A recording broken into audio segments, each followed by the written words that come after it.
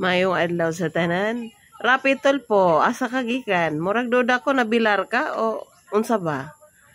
Parang namisita ka gabi o namuring ka.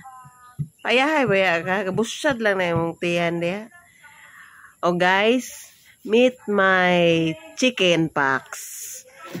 Nagsuri-suri siya, murang itag pagkaon.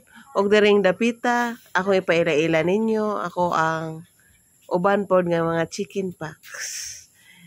Naada na, pamilya na sila. Rape!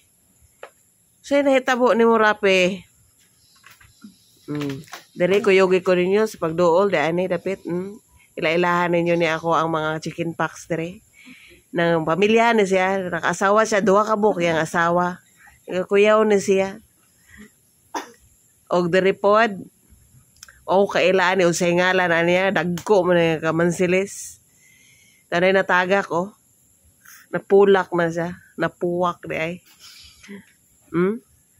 Naglibog ko ani nga nung dagko ni siya nga pagkakamansilis, mura siya bayabas, mura po siya santol.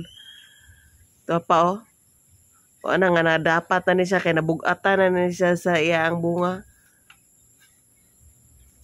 Tora lami mo ko ni siya isagol dito sa kuan. Magkilaw ko no kana siya mo i-mix kay humot ni siya kayo. Ikan pa nag-order na ko nag-ikan pa sa China. Mao na siya naabot siya diha nga namunga na siya daan na bunga daan ba. Dari pong dapita. Aginod ta dinhi dapita